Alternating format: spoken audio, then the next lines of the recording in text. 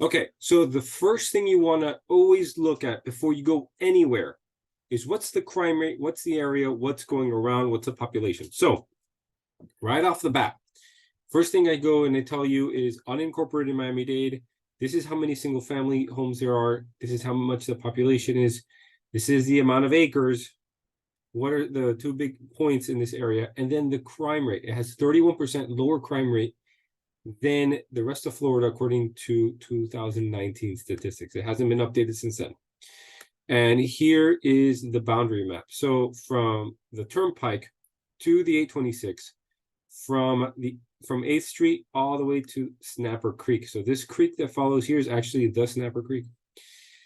And I go ahead, there's 5 subdivisions. I go ahead, break it down to Westchester, Olympia Heights, Westwood Lakes, University Park, and Sunset. So those are the 5 areas that we go into each one of them. And each one of them, they're very similar, but they do have some of their differences. Sunset is more expensive, bigger homes. Westwood Lakes typically is a little bit cheaper. University Park has more townhomes.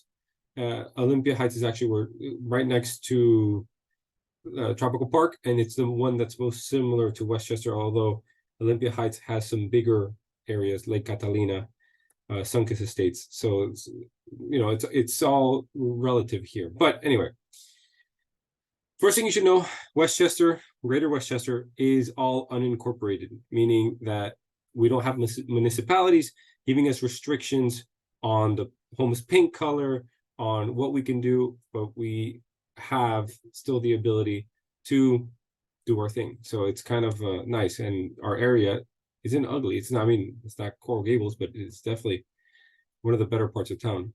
Flood zone. So most of our entire area, if you look at the FEMA flood zone map, is in flood zone X, which is very, very little risk of flooding. So it's in a good elevation.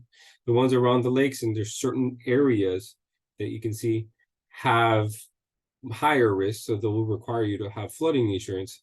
But the majority of our area is actually very protected. If you look at the storm surge of before a hurricane comes, sometimes they let us know the storm surge. We're usually either in the best category or the second best category to avoid flooding. We have to be familiar with what's going around, especially if you're looking to sell and you're trying to advertise to outside buyers. Outside buyers might not know what's going on, so you need to understand what's going around so you can relay that to them. So Tropical Park, Blue Lakes Parks, all these different parks. So there's a bunch of parks. This is what it kind of tells me. There's a couple of restaurants, and if you wanted to take it further, you can say if there's any great, here it is, sports and entertainment.